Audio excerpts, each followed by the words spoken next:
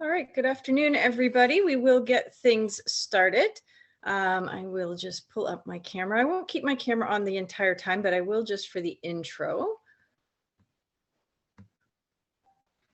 Nice to meet you all. My name's Alan, and welcome to the Parents as Partners virtual conference. I hope you had a good morning with the intro sessions, and we will get things started here right now.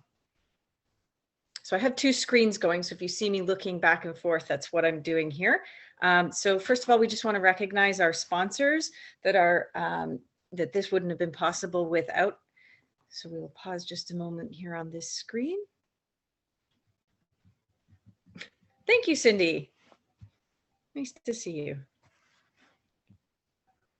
All right. So this session here is what does online learning look like? And we're going to be focusing on taking a look inside a Brightspace classroom at the secondary level. If you do have students in the elementary level using Brightspace, the features will be similar. The examples that I'll be using, though, are secondary specific. I want to introduce myself. I am Alana Holtz. Some of you I clearly have met before in either workshops or office hours or somewhere in the TDSB, so nice to see you again. I'm a hybrid teacher. What that means is in a normal year, I teach at a secondary school, senior social sciences in the morning, and then in the afternoons, I work centrally to support all things digital across the system from K to 12. Today in the room, I do have Aaron Piercy with me, who I will let introduce himself. Aaron, did you want to introduce yourself? He'll be working as a moderator. Hi, everyone. I'm happy to be here. I've been teaching e-learning for a bunch of years now, and I'm spending most of my days supporting staff who are working in the virtual secondary school and e-learning model. So I'm happy to be here and help answer whatever questions I can. So we will be pausing for question sort of periods throughout the presentation. They're built in.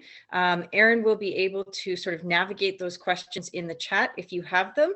And then when we get to those pause moments, we'll be able to answer them specifically. And if Aaron is answering them in the chat and gets to them in between, that's wonderful too. All right, great. Thank you. We will get started into the content. So the first thing we're going to do is pause momentarily, give you a moment to go over the land acknowledgement. If you could just refrain from typing anything in the chat at this point, that would be great. Thank you.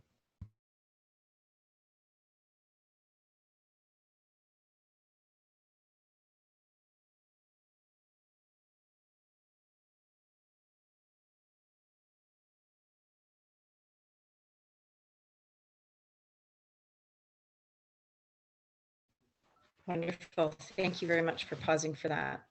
Okay, so we will start with why Brightspace. I know a lot of parents and teachers and students, Brightspace is new to them as a platform. Some are very familiar with it, but many, this is a new platform. So I thought we would start with why Brightspace and why it makes sense as a learning platform from K to 12, especially if we're thinking about a virtual school model. I am actually going to turn off my camera because my computer has just told me that my computer is having a little bit of a meltdown. So I'm going to turn the camera off for now and I'll pop it back on at the question when we pause for questions.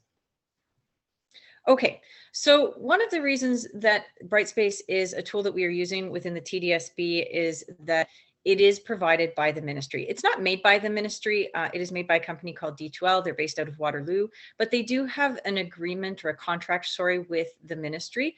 And it is a long-term contract, which means it's a tool that's been around for a long time. I've been using it pretty consistently since about 2008, and it will continue to have that long-term use. So it's something that when we're thinking about, staff learning a new platform, students learning to navigate a platform, it's something that is consistent potentially throughout their entire K to 12 journey. It's also something that because it's provided by the ministry, it's safe.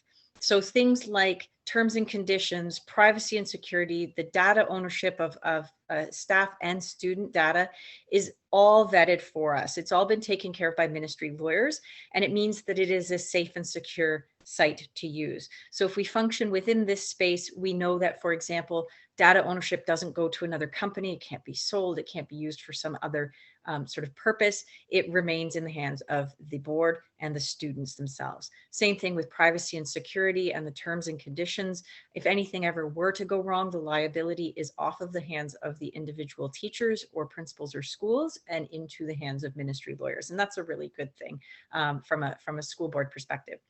The other reason that Brightspace is really good as a learning platform for staff and students and parents and families is that there is 24/7 support available. Brightspace itself provides support not only to teachers and staff who are using the platform, but also to students and families who are trying to navigate the space themselves. And it's available 24/7. So all of those pieces combined really shapes Brightspace to be a platform that is not only a secure and safe platform, but one that is really manageable in terms of support and longevity when it comes to education in the TDSB. All right, we're going to assume that everybody is potentially brand new to Brightspace. The first thing you want to do is log in. Where do you go to get into Brightspace? You go primarily, I would suggest using a Chrome browser. You can use Safari or Firefox. Chrome tends to function the best with Brightspace. Once you're in your Chrome tab, you're going to type in tdsb-elearningontario.ca. That is the URL that will be universal for staff, students, and families if they are going to log into Brightspace. Once you do that, you will come to a screen that looks like this. And you will want to, if you are a student, you will want to log in using the green staff and students button. If you are a family member logging into Brightspace for parents, which is a summary, and we'll talk about it at the end, which is like a summary of what's going on in your child's classroom, you'll log in using the blue button. If you are a parent or family member of an early years student, and you're helping them navigate in a virtual space, you might log in using the green button with your child's information. It will allow you to see the full classroom experience. But again, we're focusing at the secondary level, so staff and students would be logging in, generally speaking, with the green, and parents who are looking to see the information in their Brightspace for Parents account will log in with the blue. Once students log in or click that green button, they are going to be, prompted to log in with their TDSB email and password. And this is the same from kindergarten all the way to grade 12. It's their first name dot last name at student.tdsb.on.ca, and then their system password. And that will be consistent. So if their password gets reset, they will need to use that new password. It's the same password they would use in a day school to log into the computers. They would use it at home or wherever on a device, wherever they happen to be, with Brightspace as well. So the passwords are consistent whether they're in school, at home, or on a device somewhere else.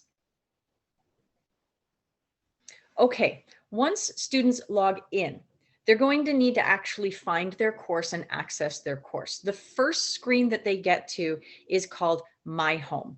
And the My Home screen is like walking into a school. It will have school announcements.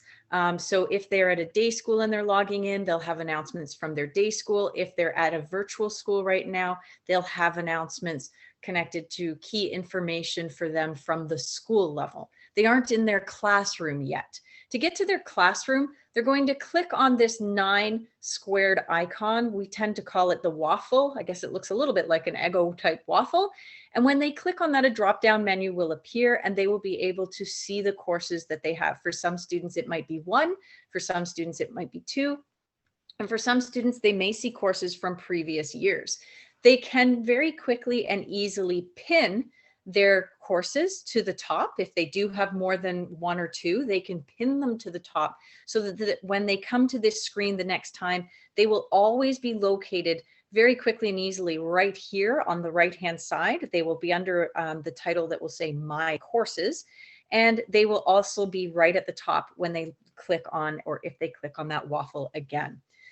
The other thing that you want to make sure students or your children are bringing their attention to, are these icons along the top. Oftentimes, and staff and students are guilty of this, we scroll right past this really quick, and we should be looking for these orange dots. These orange dots indicate there's some sort of navigation notification for us, sorry.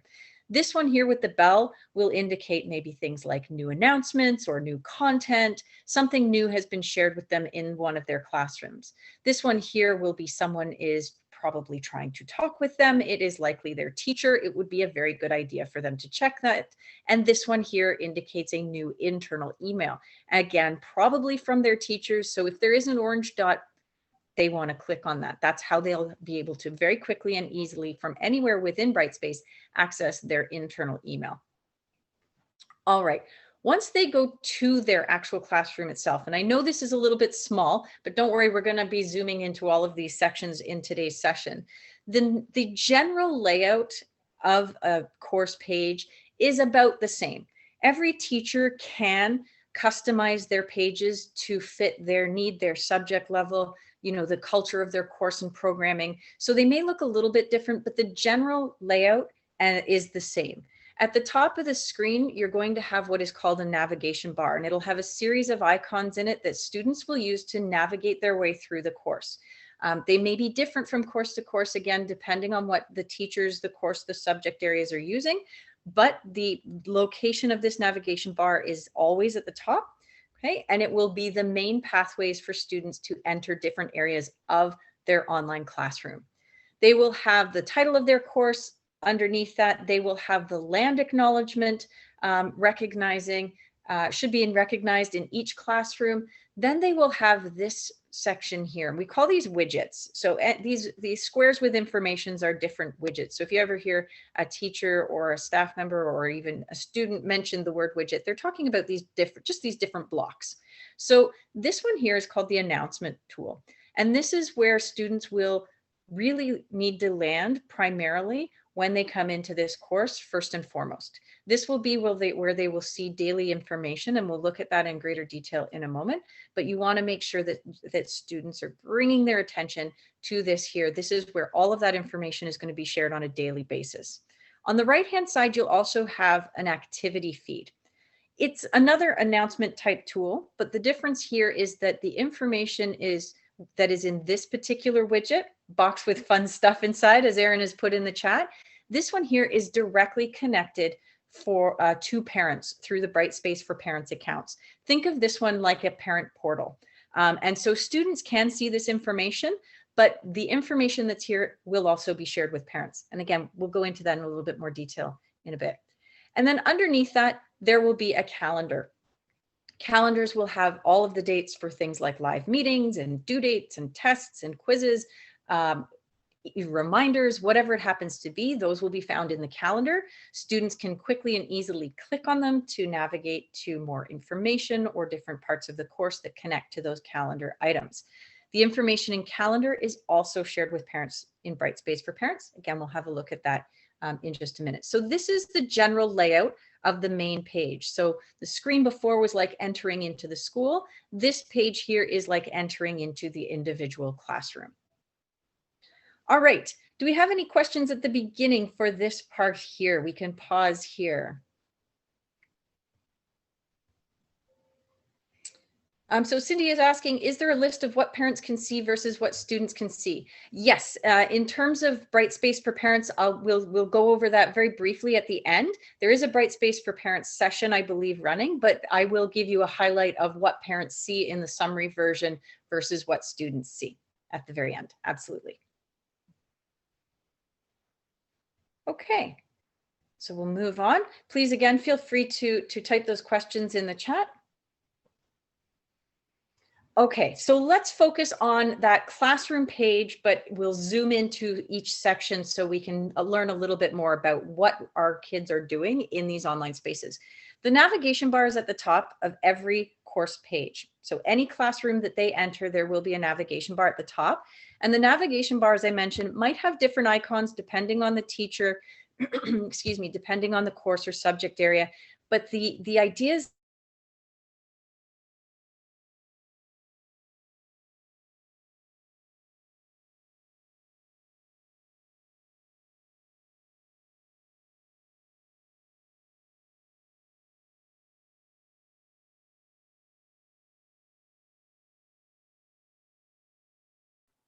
And then after that, they can become a little bit unique depending on the course or teacher. So the first one we're looking at is this icon here. This is the content icon. This is where all of the course, oh, I'm hearing there are some sound issues. Am I back? Just a yes or no? Okay, perfect. Thank you. Sorry about that. I love the internet. Thanks for letting me know though. Please, if it does cut out, let me know and I'll pause and rewind. Okay, so the content tab is probably one of the most important in the navigation bar for students on a daily basis. This is where all of the course resources will be housed. And we'll look at that, what that looks like and how to navigate it. But this is where students will need to go. After they read that announcement, they will likely be directed to their content section where they will find all of the information and resources for that particular day, week section of the course.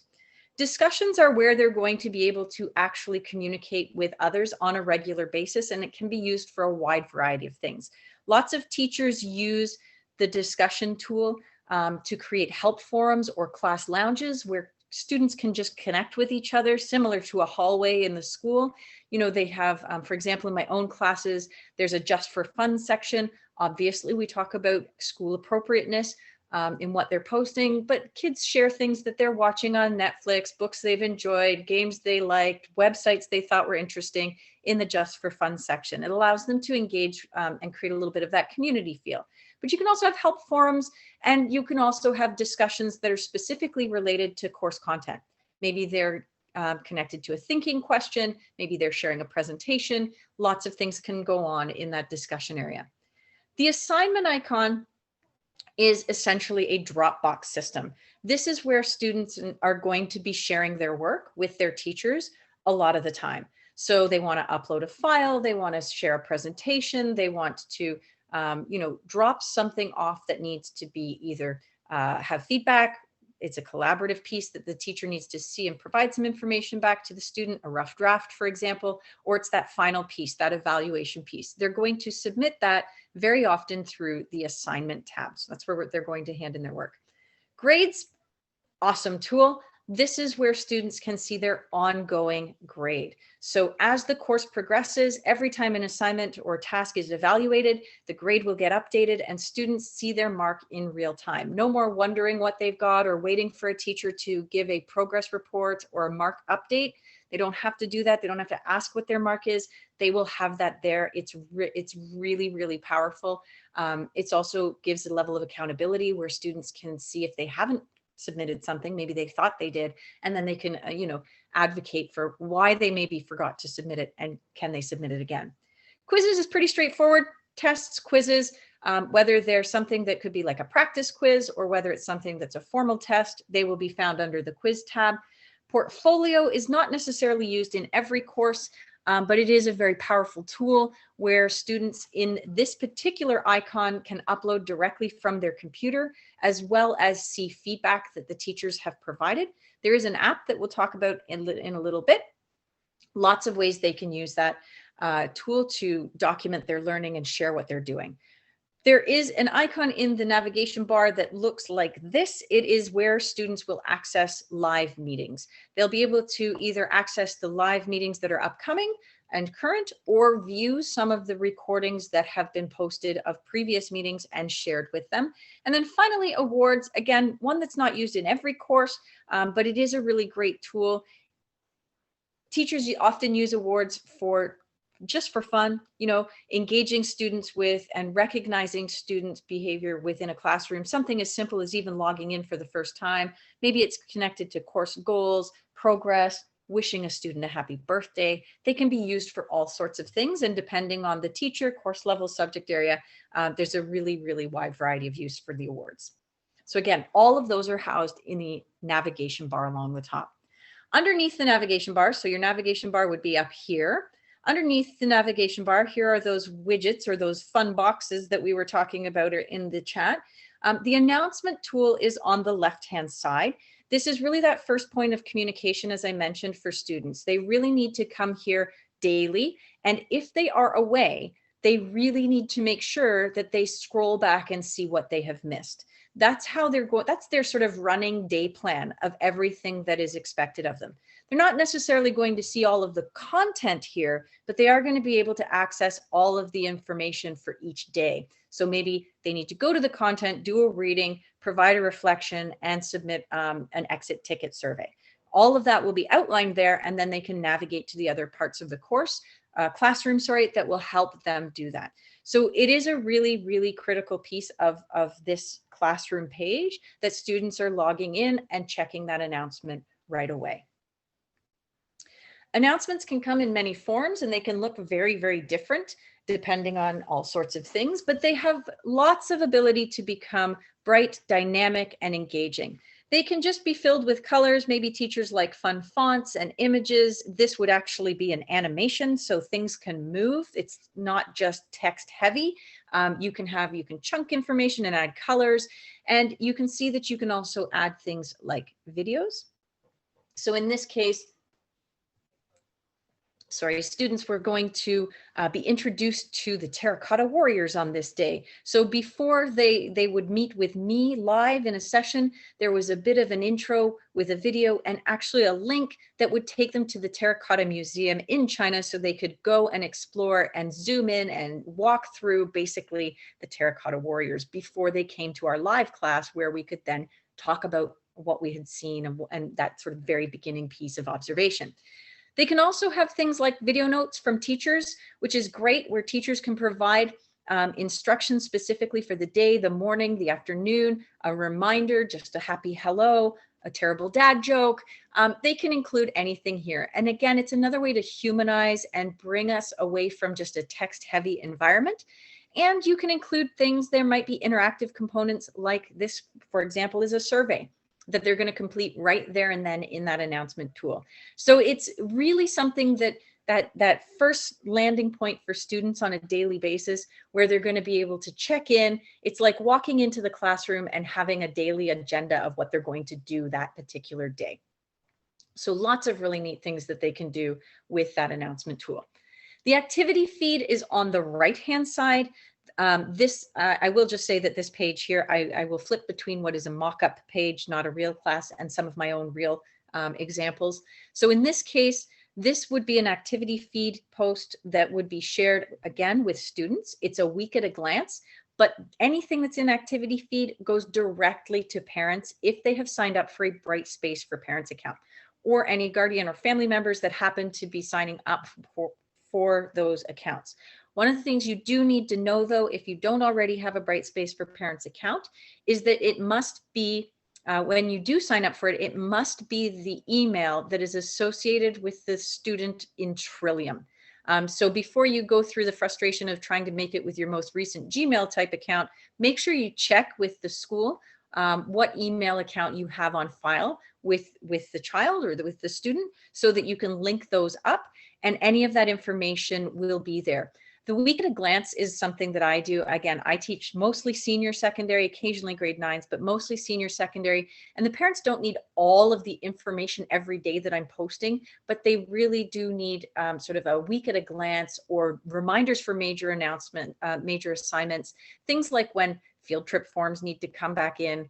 All of those forms we fill in at the beginning of the year for students and children, we need to get those back. So any type of reminder that I want both parents and students to have, or family members and students to have, I will put in the activity feed post.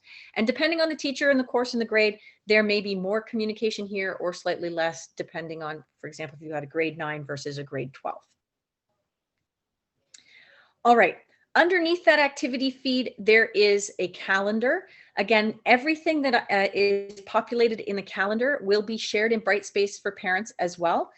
So if students have daily scheduled meetings to meet live with their teachers, they will show up in the calendar, and parents and family members, if they have that account and they want to kind of keep track of when their child should be logging into those live sessions, they can see that in that Brightspace for Parents account. So they don't actually need to log in with the child to see what time they need to be there. They can actually just look at their account and say, hey, you should be online right now with your teacher. So anything that goes into that calendar is there. Things like assignment due dates, tests, quizzes, Again, those meeting dates and times, which are critical, especially if we're doing virtual school and we're all online. Those live sessions are really where the lesson pieces are going to happen. So this is really great to be able to know and maybe nudge our students, our children to make sure they log in on time. And again, it's a piece that is communicated with families that have those Brightspace for Parents accounts. So it's super helpful in thinking of parents as almost our co-educators in a virtual world. That communication piece is open, it's very transparent, and it's our partner in getting kids to complete and attend all of the right times and get things in at the right dates. Okay, so pause for a quick moment and see the chat has been going. I've seen some things fly by. Any questions that we need to address at this point, Aaron? You just had the most recent one from Cindy, actually. The parents' email account in Trillium, is that going to be the same one where they receive School Cash Online info from? I've never heard of School Cash Online. I'd like to get cash. Yes, I don't know if we can do that, but do you know if that's the same account that they would be using? My understanding for School Cash Online is you can register. We do use it at my school for things like field trips, and I believe they don't have to be the same email account. So there's one way to check. You can always try and sign up for for a Brightspace account, and if it says no, then you know it's not the same email account. And then I would contact your child's school and you can find out whatever one is there. One of the things that we've run into is that, for example, somebody registered a child in grade 5 and they put an email address in, and that's no longer the one that they have, and it's now just out of date. So you just want to make sure that you double check, save yourself the hassle, give the school a call, find out what email account is attached, and move from there. Great. And Michelle is saying that it does not actually have to be, it's not the same one necessarily. That was my understanding as well. Because we have students that use their own Cash Online system if they're old enough to pay for their things. Okay, onwards and forwards. Please, Aaron, pause me if we need to. Okay, so now we've looked at that sort of main communication piece on the front page. Let's navigate to where students will actually get the meat and potatoes of their day, the content section. Sometimes this is overwhelming to people, but it's really just a folder system. So when students click on this icon here in the top navigation bar, this little book, think of it like your organization in your hard drive, the way you organize your files and photos on your computer, your Google Drive if you've got one. It really is just a folder system. And along the left-hand side of the screen for students will be a table of contents. So you can see here, I've only got a little snapshot of what's in one of my courses. The first unit or folder is what is anthropology. And if it's got a little arrow here, it means it opens up with more. So for example, I've opened up the what is psychology unit. And under that, there are a whole bunch of different subfolders. So again, just like you would organize your own work in your hard drives, your home, I would say home drives, but those are for school, your hard drives, your Google Drives, anything that you've got your photos organized with, Google Photos, that type of thing. It's just a folder system. So each folder or subfolder will house the material for that particular section. Teachers will organize these different ways. In some cases, it will be unit by unit. It might be theme by theme or topic by topic. Some teachers even organize this week by week. So they might have, for example, week 3, and then this would be Monday, Tuesday, Wednesday, Thursday, Friday. It really depends on the teacher and the programming of their course, but it's just a folder system. So students will click on whatever folder is the most recent or the one they're being directed to, and they will see what is available to them in that given day. And teachers have the ability to release items on a daily basis, and they will do that so that students can work their way through at a pace that makes sense, and they don't get lost in sort of too many things available to them at once and not knowing where to go. The content, as you can see, opens up to the right-hand side of the table of contents. It's a little bit cut off here because I had to fit it on the slides. It's actually much wider, but they will have their table of contents on the left, and they will have whatever they open on the right-hand side. So for example, right now you can see there's a little blue kind of circle around the what is psychology unit, and they can just see that it says in this section, you're going to find readings and questions, video resources, additional support material, and the tasks and assignments. And each one of these subfolders will house everything they need for those particular sections. This is great for a myriad of reasons. One, it keeps kids really organized. I teach in a day school high school, and I can tell you that a backpack is the worst binder I've ever seen. And it's like the best binder for kids. They love to use their backpack as a binder, but there's no organization system. They just shove the papers in. And this forces that organization. So they know chronologically what they're accessing. If they need to go back and review or find something, it's very neat and organized in a folder system that helps them find those things easily. So to see what's in each one, I'm just going to focus in on this one at the bottom. So we'll imagine that our students have worked our way through this, and we are now in this section here that says blue-eyed. When they click on that, again, here's that left-hand side table of contents. When they open, and I know it's small, but when they open that, each piece that is needed will show up. Now, I may, as a teacher, I may only have one thing available at a time to them, which is likely the case, maybe a couple, but it's everything here that they're going to need for that section. So for example, in this particular case, it's going to be a video for them to watch that we had watched in class. There's a summary version of it. So if a student was away or if they need to review it, there's a summary version of the video. There's a, oops, sorry, folks. There's a question sheet that is a thinking question as they're viewing those videos. And then there's the assignment themselves. There's also, for me, I've provided exemplars and a post-assignment thinking task. So something that just sort of wraps out everything. But depending on the teachers and the courses and the material, it can be all sorts of things. Daily lessons, new learning materials. In the content, you'll even find your recordings. So students will be able to access their live meetings and recordings of those there, usually called either Google Meet or virtual classroom, which we'll talk about in a bit. Readings, articles, PDFs, links to things, collaborative tasks like a slide deck that maybe every student in the class gets one slide to work on. There's all sorts of things that can be included here, including further instructions. So the announcements will have that general instruction for the day, the overview for what's expected that day. When they come in here, they're going to get those specifics. All right, a little bit overwhelming, but any questions about the content section? Great question from Maria. Yes. So generally speaking, any of the sessions that are really lesson-based, they will be recorded and posted in that content area for students to review or to watch if they weren't able to come to that live session. If it's a small group or an extra support type of lesson, we don't generally record those. Those are more personal type of things we don't want to share with everybody. But the lesson-based meetings that are daily, yes, those are recorded and we share those in the content section with our classes. Great question. Okay. Let's shift over to discussions. So in discussions, there are two pieces of language that you may be familiar with if you're online and use discussion forums. There are forums and there are topics. Forums are the larger groupings. They're sorted by either the theme or unit or the strand, whatever it happens to be. And then topics fall underneath. There can be multiple topics under any given forum. So this is a philosophy class. I teach philosophy. At the beginning of the course, we like to do brain warm-ups. So my forum level is brain warm-ups. And then we have 3 or 4 discussion activities underneath connected to the brain warm-up. And you can see there, their first one is what came first, the chicken or the egg.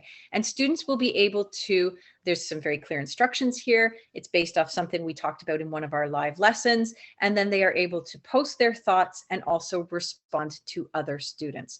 So again, forums are the larger areas, so you can see brain warm-ups, and then topics are underneath. They might be listed as help forum, and then things like content questions, troubleshooting, sharing resources. They might be unit 1 is the forum level, and then there are a variety of topics underneath. So when students are accessing these, they are looking for the blue text. These are the topics. They can click on those. They can't actually open up the forum level. They can only open up the topic levels. And again, we can, as teachers, release these one at a time to students on a basis so that it doesn't become overwhelming. And we can close them up when we no longer want students to add posts. They can still go in and read them, but they can no longer post. So we have those kind of controls on our end as well. It's supposed to be small. Don't worry, you don't need to read any of the information on the screen, but the idea is to show you what the workflow here is when we talk about students engaging and sharing in a discussion. Students can share all sorts of things. We call them discussions. I mean, that's the Brightspace language, but really teachers use discussion forums for sharing. And a place where students can engage with each other. So it might be something where they're sharing thoughts or reflections on particular pieces of the course that we're doing. It could be where we organize debates, where we have students create arguments and rebuttals that they are sharing with each other. They can respond to each other. We may also use them as less like a formal discussion, but more like a presentation sharing space. So students can share, let's say they put together a wonderful slide deck on a particular topic. That's their presentation to share. They can share it there. They can add audio. They can add video. They can be talking. It could just be text and slides. It could be a piece of art that they've created if it's an art course. If it's a drama course, it could be a video of them reenacting something in their house with, you know, household items as props. If it's music, it could be them sharing them playing a piece of music. Lots of teachers are making podcasts with their students. It could be sharing podcasts. So it's not just the name is discussion forum, discussion tab, sorry, but really there's so much that can be done here. And students can then engage and hear and see the other people in their class beyond the teacher themselves. So it's a really great way to bring that, again, community feel in so that kids feel like they're part of a class as opposed to just working their way through text and content day in, day out, day in, day out. Some of them are very monitored and assessed. So if it is a presentation, for example, teachers have the ability to attach a rubric and do feedback. Only the original poster will see any of that. Nobody else will see that. Just the person who owns that presentation will see that feedback going to them. So if it is something that needs to be assessed, we can also do that in the discussion area. Some of them are not assessed at all. It's simply for that engagement piece where kids can banter back and forth with each other over topics. I teach philosophy and kids love to, in those 1 hour live sessions, we can't always field out all of their ideas. So I'll open up a discussion forum and they can go in there and they often banter back and forth and I sort of monitor it and moderate it. But generally speaking, I let it go as a class discussion would in a physical classroom. Any questions about discussions? Pretty straightforward. If not, we'll move forward and we can always ask them at the end. Moving into assignments. This is where kids, you know, submit all of their work and they're ready for that feedback. So assignments, it is called an assignment folder. It looks like this in the navigation bar. This is really, again, a folder type of system of drop boxes where kids can share work with their teachers. Some of it might be what we call formative. So it's not necessarily graded with a number or a level or a percentage. It's just to get some feedback. So maybe like a rough draft or a first draft of an essay that might, or even an essay outline might come in. It could also be something that is a formal evaluation. When students click on their assignment tab, they can see all sorts of things. So they can see, as you notice here, all of the folders that have come and gone. Current ones will be blue text. They will be allowed to drop off work there. Ones that have passed that are no longer open will appear in a grayed out black text. They can still see them. They can see if they've completed them or not. And if they need to connect with their teacher about maybe getting something in that they missed. They can see due dates. Again, they can see if they've submitted or not submitted a task. They can also, when they are submitting, leave comments for teachers. They can provide an additional context to something they're submitting. They can see the out of score. So for example, if a task is out of 10 or 15 or 20, they can see what it's out of. Once it's evaluated, they'll also see the mark that they got on that. So if they got 15 out of 15 or 19 out of 20, they'll see that here, as well as any feedback. Once it's posted, it will have a feedback icon here. They can click on that and they will get all the additional feedback that the teacher has given them. So this is, although it is where they drop off their work, it's somewhat that we want kids to go back to also check the feedback. We as teachers can see when students have accessed the feedback. So sometimes we say, why is that student making the same mistake over and over and over again? And we go and look, they submitted the tasks, but they've never even opened the feedback. So they don't really know where they can improve and they've made the same mistake again. So we can check that. So it's important that we let kids know and ask kids if they are reading their feedback. And they can also see if we're using it, originality reports. we are connected to a system called Turnitin, which looks for plagiarism and originality in work. It's a learning tool with students. So, you know, did they just not know how to cite properly? Did they not use enough of their voice? But it is a tool that is available to us as educators, and it's also available to students to see how they did. And a lot of kids use it as a great way to sort of learn. We use it in my senior social sciences classes as a way to learn where to cite sources and how to use enough of our own voice in our writing. So we learn it as a learning, use it as a learning tool. It's not a catch you and fail you type system. All right, dropping off work is super quick and easy, but I do want to show you what it looks like from a student perspective. Students will have a bunch of options to submit and share work. If they're used to using Google Classroom, this is a bit of a different format. They aren't just going to share it with their teacher using that share button. And if you're not familiar with what that is, don't worry, it's okay. But in Google Classroom, they can hit a share button. In this case, they're actually going to go to the folder itself. They will be able to see any instructions that teachers have left. So if they've, you know, included any different instructions, links, teachers can leave audio and video instructions here. They can also attach a rubric, which you're scrolling past right there, so students can see the criteria for success before they submit something. They can upload from their computer, their locker, which is kind of a cloud within Brightspace, and they can also upload from their Google Drive. All TDSB students have a Google Drive. They can attach it and pull their work straight from here. It's super easy to do. They can search their drive and they can add it in. You see it gets attached as a file. There it is. And underneath is a comment box where if they want to, they don't have to, but if they want to provide more context, a note to the teacher, sometimes students will just explain why something has come in a little bit late. They'll leave a note, or sometimes they'll upload 2 versions of something and say, please only look at the second one. They can also leave audio and video here as well. It's a really great tool for students who maybe need a bit of a workaround for some of their assignments. They want to explain something orally and they are submitting the written piece, but they're also reading it to you like a poem. So that's kind of neat. You can hear the poem as well as see the poem. So all sorts of neat things that they can do in that Dropbox. Once something is in and gets evaluated, students will have all kinds of feedback options from their teachers. There's so many great options here. In this case, this is just a piece of writing. All sorts of file types can be submitted. This is just one particular file type, something with a piece of writing. You can see that teachers can annotate right on the documents themselves. So whether they're submitting a photograph of something that they've done with pen and pencil, whether it's something they've created as a digital, image, whether it's a writing piece, whether it's a series of slides, whatever it is, we can annotate it. So we can highlight, we can circle, we can write on if we have a stylus or a pen, we can actually write on the documents. And you'll see these little symbols here throughout the documents. These are we call them sticky notes. I'm not sure if that's their official name, but we call them sticky notes.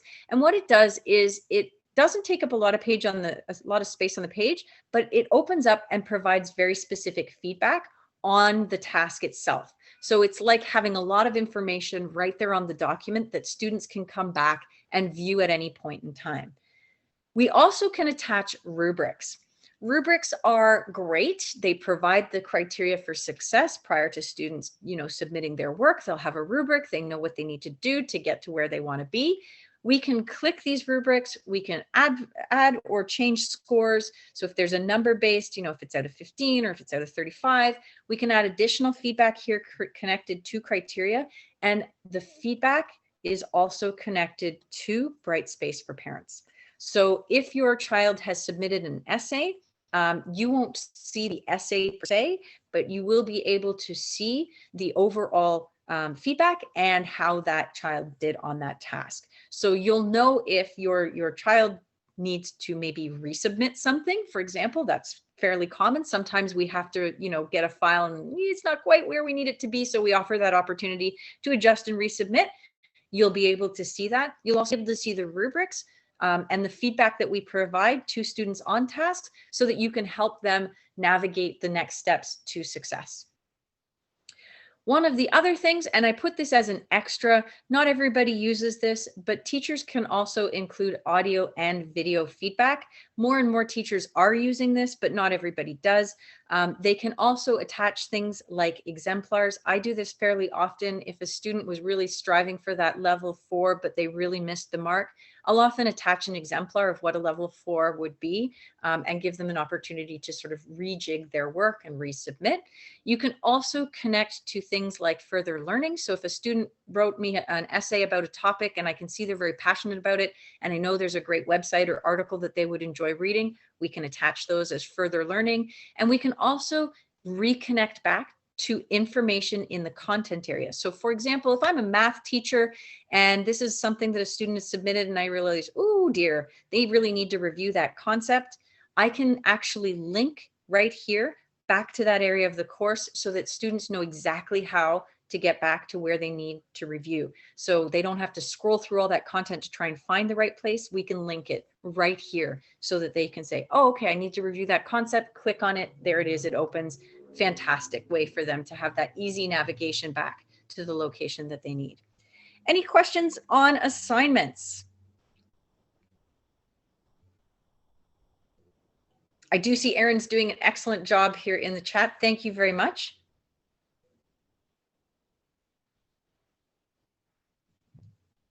Definitely sticky notes. We all agree on sticky notes. Official wording. Okay, if Erin's got the questions, we will move forward because I do want to be aware of the time. We'll look at quizzes really quickly here. Quizzes are used in a variety of ways. It's another one of these tools that the language in Brightspace says quizzes, but it doesn't necessarily have to be something that attaches to a grade in their overall mark. Lots of teachers use the quiz tool for things like exit tickets, just to check for understanding. And a lot of teachers use the quiz tool for practice quizzes or tests. So one of the options that we have, for example, is to allow students unlimited attempts. So it's a concept that they can go back and review and review and review until they get that quiz at a point that, you know, they're successful. They got an 80, they got an 100, they got perfect, wonderful, that type of thing. So quiz tool has a lot of features. We can include audio and video instructions and feedback. And I apologize if you hear weird noises. There's construction going on in my building today. Started at 7 this morning. Probably go till 7 tomorrow morning. So I apologize for the noises that you might be hearing. So we can add all sorts of different types of questions, multiple choice, short answer, long answer. We can attach options for students to we can add an option so that the questions get shuffled from student to student. So if you had, for example, 2 students in the same household writing the same quiz at the same time frame, they will have very different questions in front of them. And they won't have the same order. And so it's a great way to sort of ensure that we are, as teachers, checking for understanding, but it's not something that they could just look over the shoulder at their sibling in the same course and get the answers right or wrong, potentially, by sharing the information with each other. We can also add things like time options, so restrict when kids can write them, or we can add something like the opportunity for them to see a countdown timer or get a flag on the screen when there's only 5 minutes left. We can also give them a 5-minute warning and then extend it another 5, for example, if we needed to. We can also do all sorts of things like attach in quizzes and tests. So if we wanted to attach a cite passage or a reading, an article, a graphic text, the periodic table of elements, is that right? Is that what that's called? Not a science teacher. So all of those types of things that we may want kids to refer back to, they can be there as well. And the quiz tool also allows us to accommodate students who have, for example, IEPs. We can individually cater the time frame and the quizzes to students' IEP needs. So if I have a student who gets time and a half or double time on a quiz or test, I can set that individually up front so that every student has exactly what they need and those accommodations are met. I can also set it so that, as I mentioned before, there can be multiple attempts. So maybe it is a practice quiz that they can do multiple times, or maybe it's a quiz or a test that I want them to be able to do twice, and then their best effort or a combination of is what gets recorded.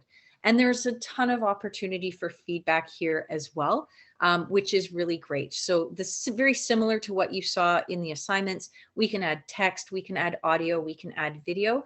Lots of opportunity for students to see their quizzes. Some teachers will allow students to see all of the questions and all of the answers. Some of the teachers will only allow them to see the ones they got wrong and those answers. Up to the teacher what they're seeing, but lots and lots of options here. for those tailored quizzes for students. It's a really powerful tool, and one that, again, might be used for that real formal type of evaluation, or one that can be used as like a practice tool for them to gain that experience. All right, portfolio. Portfolio is a really powerful tool. It's not used in every class. More and more teachers are starting to use it, more so at the elementary level than the secondary, but the secondary people are picking up steam, especially in performance-based courses, things like phys ed and music and drama. But I use it in history and social science classes where students are documenting things. For example, if we're out on a field trip or something that they see in their own environment that they can bring in.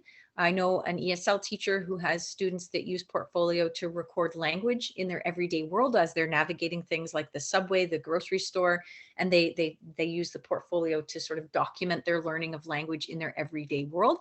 So the Portfolio is really a tool where students can document their own learning as it happens. So it's demonstrating and showing the teacher the pieces that we often miss. So if you think of it as we give an assignment or a task, and then the kids go work on it, and then we only see the final product, we often don't get to see the middle pieces. This is the middle piece. So it can be used as a formal evaluation, but a lot of times it's not used as the final evaluation piece. It's used as the growth piece along the way.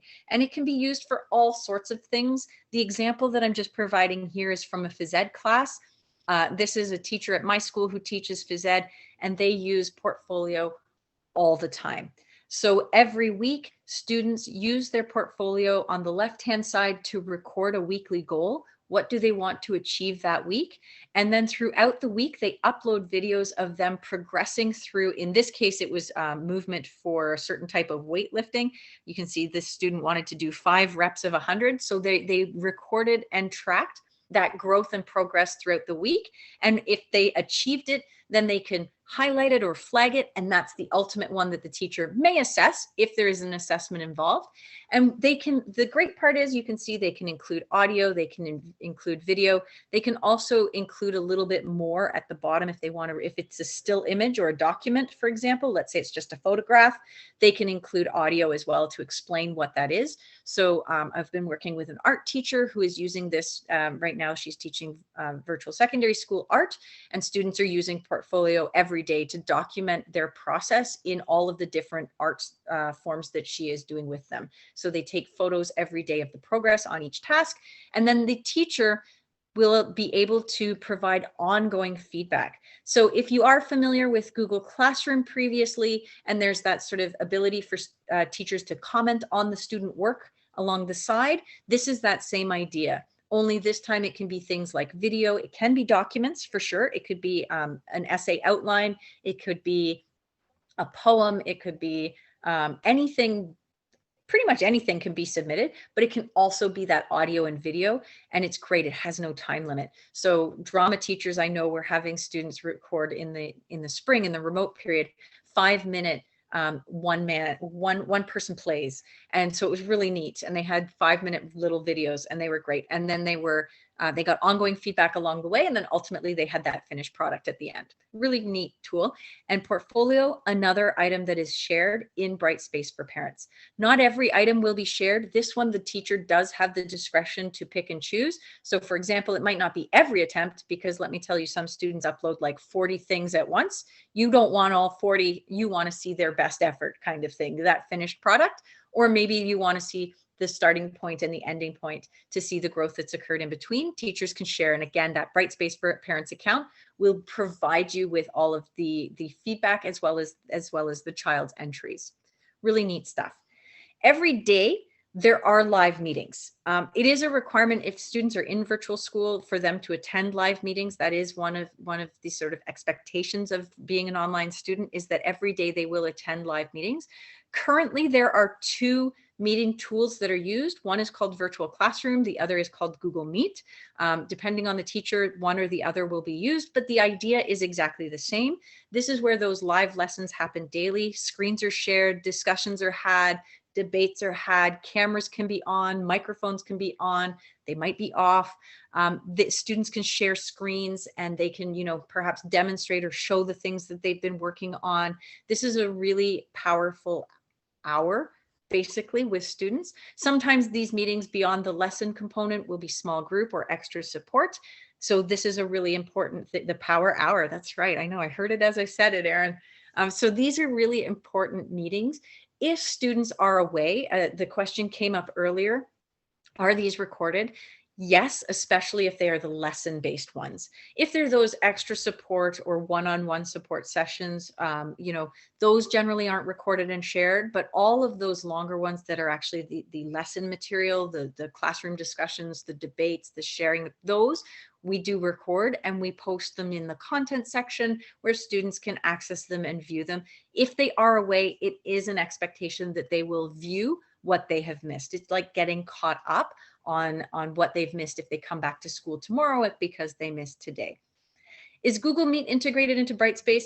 Very, very similar, slightly different, but yes, it is. So all of those meetings can be brought in and the recordings can be housed in Brightspace in exactly the same way. You can create that content tab, that little folder, and house all of your meetings and recordings there as well. Yes.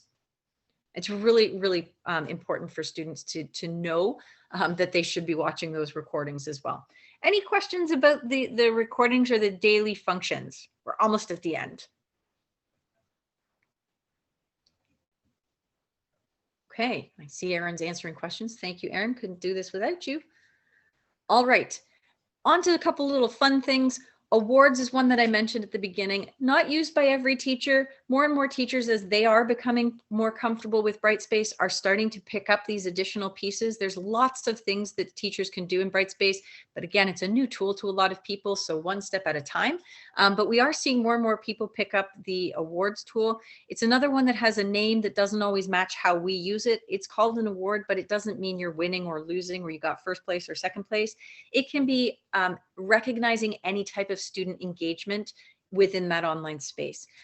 Let's say a student logs in for the very first time. That's the first award that they get in my classes, whether it's day school or fully learning. The first time I notice a student has logged into Brightspace, they get that recognition. Congratulations, successful logging into the online classroom. Teachers use these to recognize birthdays. They do them to welcome students back that have been, away or missing for a little while. Welcome back.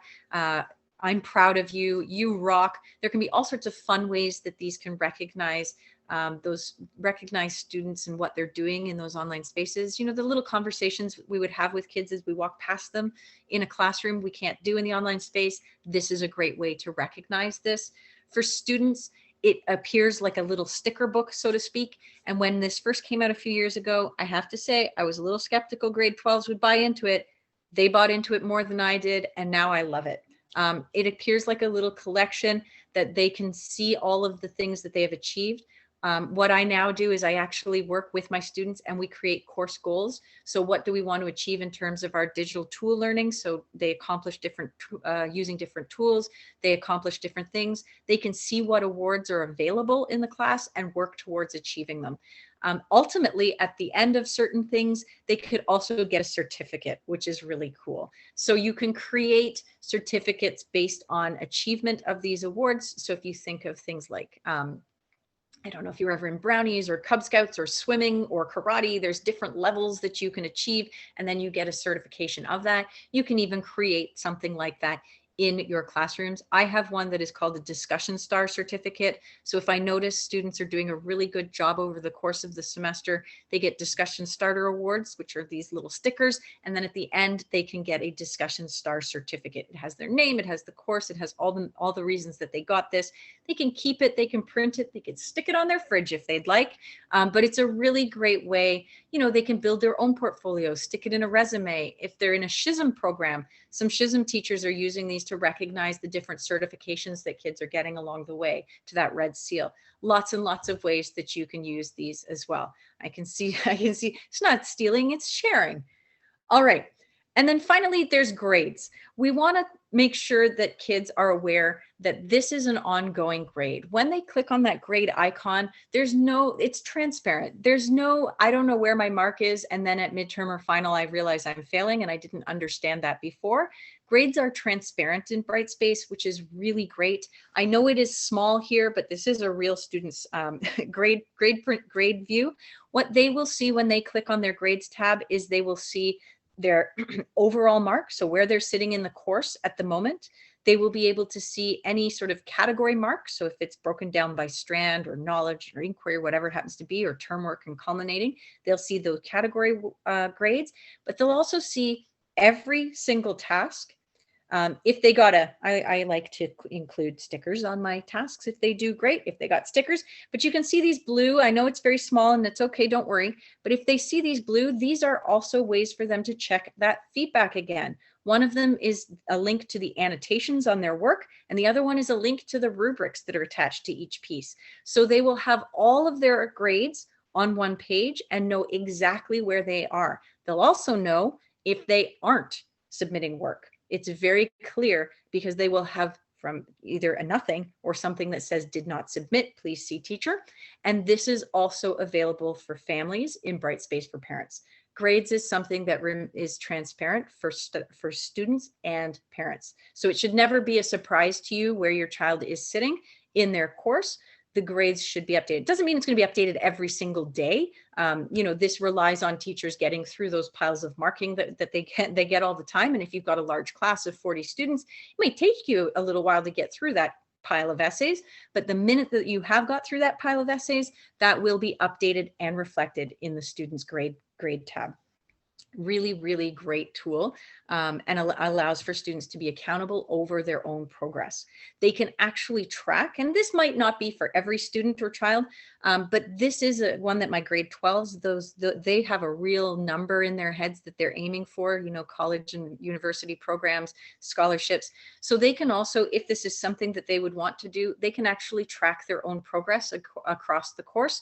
They can click on in their Brightspace, they can click on their progress, and they can see how they're doing. So they can see their sort of that this would be their overall grade on the left. This would be how they've done on tasks or performed on tasks throughout. So they can see which ones they've done really well or really poorly on, right? Visual, they can click, they can open it up, but they can also really quickly and easily see along the left-hand side, there's content, discussions, assignments. If they've missed anything, they can see, oh, I didn't access that, I need to go through. So it'll give them, for example, here it just shows content. This student has accessed 75%. They know there's a little bit more in that area that they need to do. Again, maybe not something for every child or student, but definitely something that some kids will really like to tap into. And for example, you can see here, it says rights and responsibilities. They have completed 9 out of 10 things. It's a nice way for some students to say, oh, okay, I got to get that 10th thing done. Okay. And then finally, I can't remember who asked it at the beginning, but what do people see for parents in Brightspace for parents? Here's what they see. Overdue alerts, upcoming work. So anything for assignments, due dates, quizzes, those virtual meetings, anything that's in the calendar, you will have all of those things in one place. Any recent grades or grade items, any of those portfolio pieces that are shared. If we are sharing things in activity feed, like a week at a glance, a reminder for a field trip form, all of those things will be there, as well as the feedback on those assignments. So I know it's very small here. There is a session on Brightspace for parents, but you'll be able to click on each individual child if you have more than one, and you can get a summary of everything that they've got in their course.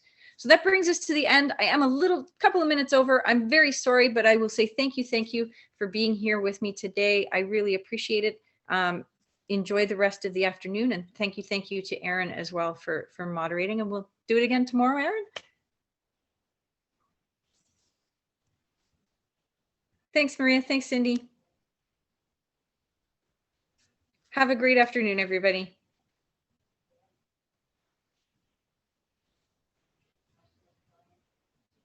Thank you, Cindy. That's very kind.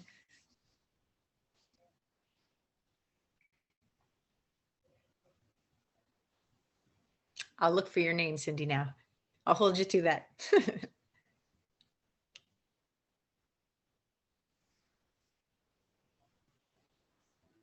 All right, folks, I'm going to end the meeting now. Thank you very much. Enjoy your afternoon. Enjoy the rest of the sessions that you're attending today. And if you're back tomorrow, I'll see you tomorrow.